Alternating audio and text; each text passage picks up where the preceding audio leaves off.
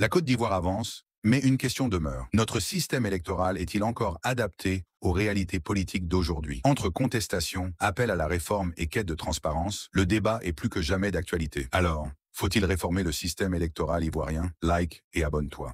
Faut-il réformer le système électoral ivoirien?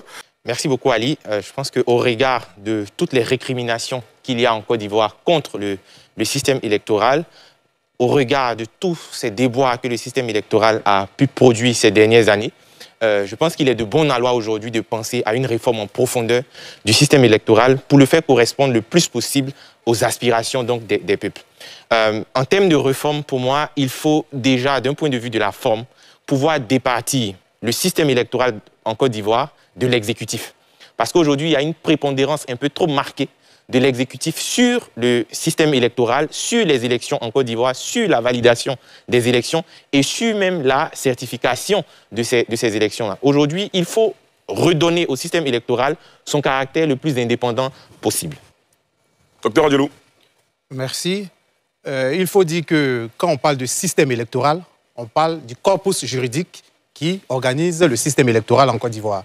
Donc, on pourrait également citer la question du vote, la question du scrutin, le scrutin au suffrage universel, le scrutin uninominal, etc., etc. Mais la question fondamentale ici qui revient, c'est la commission électorale indépendante. Nous savons déjà que au sorti des années 90, c'était le ministère de l'Intérieur, même avant ça, qui organisait les élections. Et après plusieurs récriminations de l'opposition, on est arrivé à une commission électorale indépendante. Après 2010, il y a eu plusieurs réformes juridiques au niveau de la commission électorale indépendante. Donc, il y a eu des progrès dans le corpus de la commission électorale indépendante. On a eu d'abord des discussions avec le NDI, on a eu ensuite la commission électorale. Votre minute a épuisé, vous reprendrez la parole tout à l'heure, Franck Stéphane. Je pense que le docteur était en train de dire que vu que les progrès ont été effectués, alors peut-être qu'il faut continuer à le maintenir. Moi, je m'inscris en faux vis-à-vis de cela. Oui, progrès de façade, il y a eu. Mais dans le fond, est-ce que ces progrès-là ont réglé les problèmes du système électoral en Côte d'Ivoire? Je dis non. Aujourd'hui, il y a un budget qu'on alloue à la révision de la liste électorale. Ce budget est entièrement exécuté, mais la révision de la liste électorale ne se fait pas. Pour ma part, il faut penser à autre chose. J'en veux pour preuve, à titre d'exemple, et pour être beaucoup plus pragmatique, de dire, par exemple, il faut travailler à assainir l'état civil en Côte d'Ivoire. Une fois que l'état civil en Côte d'Ivoire il est assaini, il faut procéder au basculement automatique de toutes les personnes en âge de voter sur les listes électorales.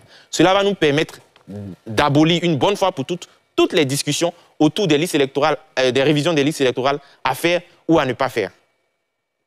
Donc, je continue en disant qu'il y a eu plusieurs réformes juridiques qui ont permis de donner un nouveau cadre à la commission électorale indépendante.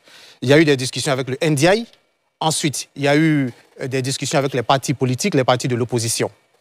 Ensuite, il y a eu une organisation de la société civile qui avait saisi la Commission africaine des droits de l'homme au vu de réformer la commission électorale indépendante. La commission a été réformée. Après ça, il y a des partis politiques, dont des représentants du PDC, qui ont saisi encore la Commission africaine des droits de l'homme, qui a dit que cette réforme-là était conforme. Donc, au plan juridique, il y a eu des progrès. Deuxième élément dont il faudrait prendre en compte, c'est la stabilité institutionnelle.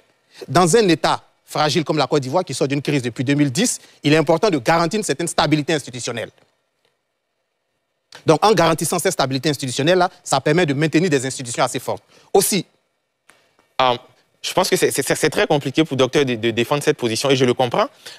Ce que je voulais dire, c'est que pour faire écho à ce qu'il disait tout à l'heure, une fois qu'on a assaini l'état civil en Côte d'Ivoire, on a procédé au basculement automatique, on n'aura plus de problème de RLE en Côte d'Ivoire. Il parlait tout à l'heure du vote.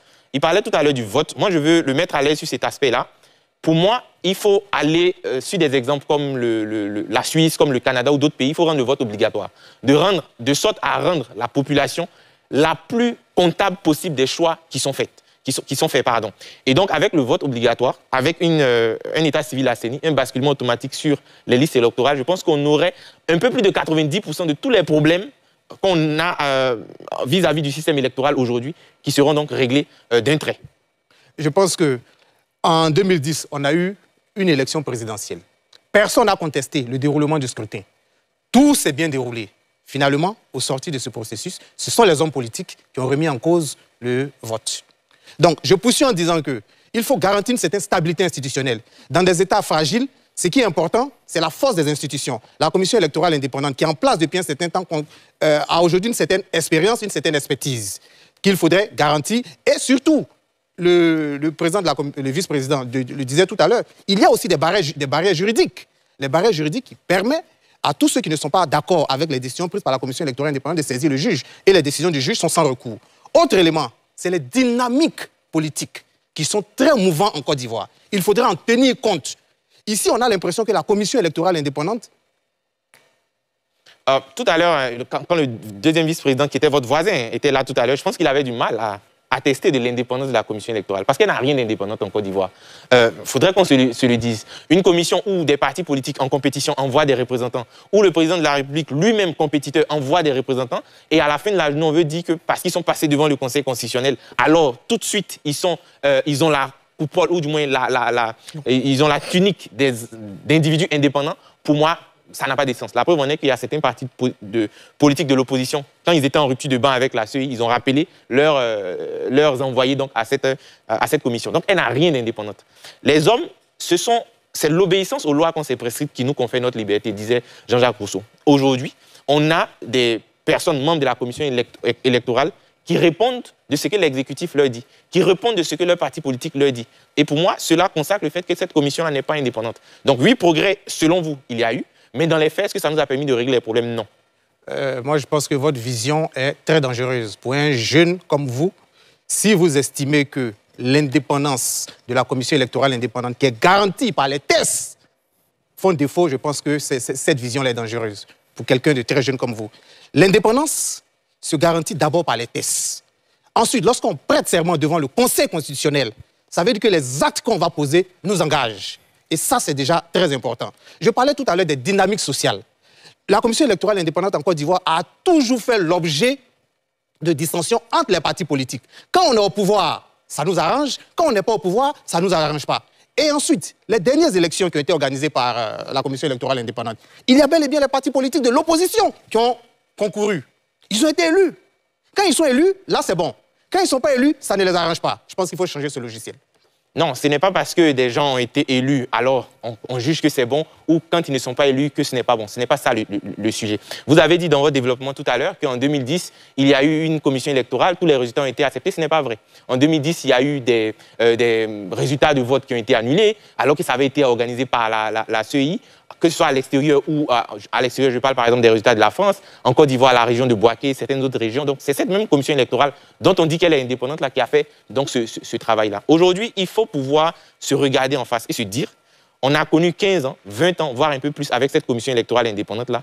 Il y a toujours des récriminations vis-à-vis de cette commission. Il faut pouvoir la réformer en profondeur. Et il faut aller plus loin, en réformant même le système électoral en lui-même.